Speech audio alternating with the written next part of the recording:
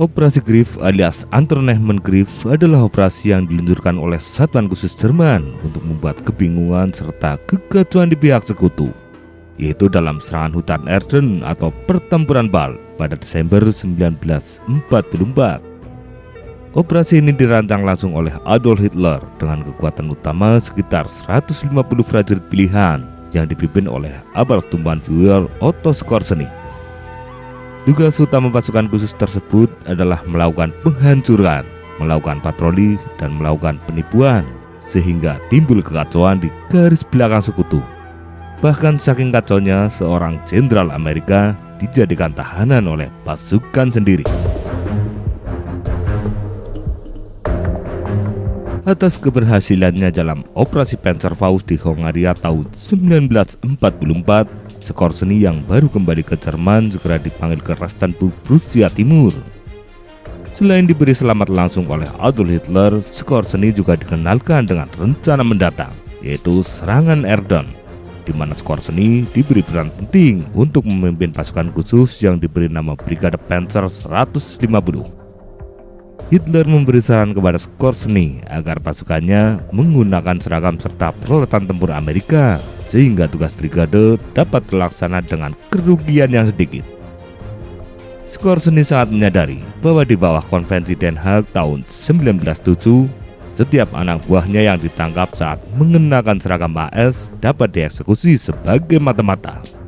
Namun tidak mungkin jika saran dari Hitler tidak dilaksanakan. Dengan cepat, Skorzeny mulai membangun brigadenya. Untuk mengisi brigadenya, Otto Skorzeny tidak hanya merekrut pasukan dari SS saja, namun juga dari Wehrmacht, Luftwaffe, serta Kriegsmarine.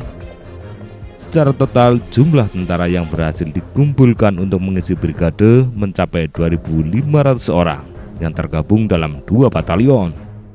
Para tentara tersebut kemudian memulai pelatihan di Grevenwald, Bavaria Timur. Dari sekian banyak orang yang dipilih, ternyata hanya 10 orang saja yang benar-benar fasih berbahasa Inggris dan tahu tentang seluk-beluk Amerika. Akhirnya, Skorzeny membentuk unit komando khusus terpisah yang anggotanya berjumlah 150 tentara. Komando ini kemudian diberi nama Einheitsdienst. Selain kesulitan mencari tentara yang fasih berbahasa Inggris, Skorzeny juga terkendala mendapatkan peralatan milik Amerika. Dia hanya mendapatkan 1 tank Sherman, 4 lapis baja M3 Scout, 30 jeep, dan 15 truk. Guna menutup kekurangan tersebut, Skorzeny terpaksa merombak 5 tank Panther menjadi tank destroyer M10. Tugas penting brigade adalah mengamankan 3 jembatan di atas Sungai Meuse, yaitu jembatan Amai, Engis, dan Huy. Tugas pasukan Einheitsdienst lebih berat lagi karena harus mempelajari organisasi Angkatan Darat AS, termasuk memahami tanda pangkat tentara AS hingga baris berbaris layaknya tentara AS. Pasukan ini nantinya dipecah menjadi 3 kelompok, yaitu kelompok penghancuran, kelompok patroli, dan kelompok penipuan. Pihak Amerika sebetulnya telah mengetahui jika Jerman tengah mencari personel yang mahir berbahasa Inggris. Namun mereka tidak mengetahui untuk apa tujuannya.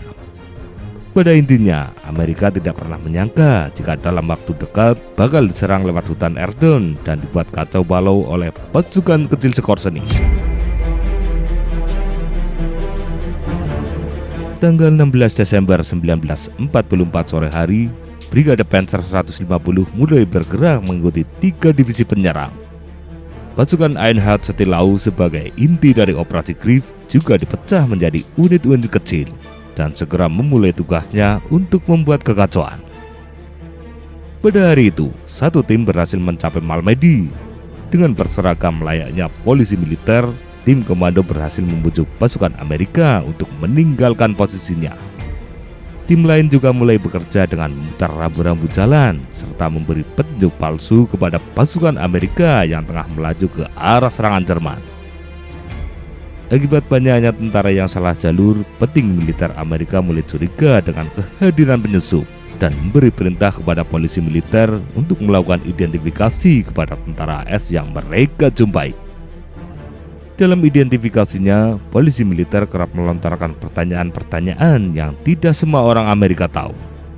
Jika seorang tentara AS sampai salah memberi jawaban, bisa dipastikan bakal langsung digiring ke tahanan. Hal tersebut juga dialami oleh Komandan Divisi Lapis Baja keempat AS, Brigadir Jenderal Bud Clark, yang ditahan di bawah todongan senjata akibat salah mengatakan jika Chicago Cup berada di Liga Amerika. Tanggal 17 Desember, tim komando Jerman ditangkap di dekat Eifel. Seorang anggota tim mengatakan jika sasaran mereka adalah menangkap Jenderal Eisenhower. Hal tersebut diperkuat oleh dokumen palsu yang berhasil dirampas pada hari sebelumnya. Akibatnya, Jenderal Ike terpaksa dikurung hingga beberapa hari dan menghabiskan Natalnya dalam kurungan.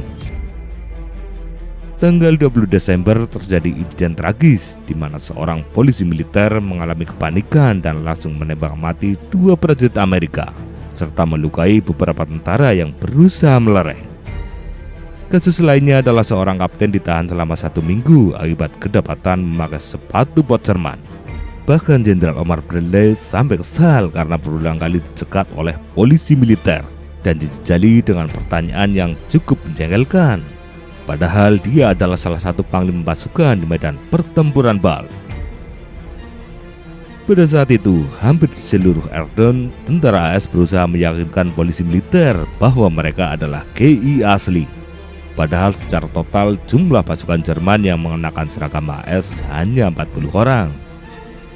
Namun akibat operasi Griff, pasukan Jerman lain yang bukan bagian dari pasukan Skorzeny ikut-ikutan mengambil atribut maupun seragam milik tentara AS yang tewas, sehingga eksekusi dari pihak Amerika dipastikan terus meningkat.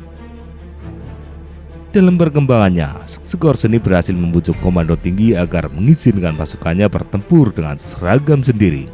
Maka pada tanggal 21 Desember, Brigade Panzer 150 melaju dengan gaya sendiri untuk merebut Malmedy. Begitu mencapai Malmedy, pasukan 150 segera digempur habis-habisan dengan tembakan artileri berat. Akibatnya, banyak tentara Jerman yang tewas mengenaskan dan juga banyak yang memilih menyerah atau melarikan diri.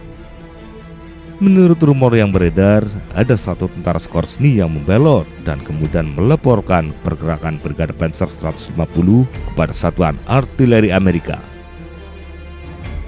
Walaupun pasukan Skorzeny telah menggunakan seragam sendiri, namun kejadian salah identifikasi tidak lantas berhenti. Tanggal 2 Januari 1945, Divisi Lapis Baja ke-6 AS yang tengah bergerak menuju Bastogne secara tidak sengaja berpapasan dengan unsur Divisi Infanteri ke-35 AS. Pasukan infanteri tersebut segera digempur habis-habisan karena dikira GI palsu bagian dari pasukan Skorzeny. Akibat kejadian tersebut, 2 prajurit infanteri tewas dan beberapa orang prajurit luka berat. Kekacauan akibat operasi Skorzeny baru benar-benar berhenti ketika pasukan sekutu mulai maju dari Belgia atau saat selesainya pertempuran Bal. Kekacauan akibat operasi Griff membuat nasib anggota pasukan Skorzeny menjadi kurang baik. Kebanyakan dari mereka berakhir di depan regu tembak, yaitu dieksekusi saat tertangkap atau dieksekusi setelah vonis pengadilan. Menurut catatan resmi, jumlah anggota Einheitstillau yang dieksekusi adalah 18 orang dan 23 orang meringkuk di tahanan hingga beberapa tahun, sementara sisanya tidak diketahui. Tahun 1947, Otto Skorzeny yang saat itu tengah diinternir diajukan ke pengadilan militer bersama dengan 9 perwira Brigade Panzer 150.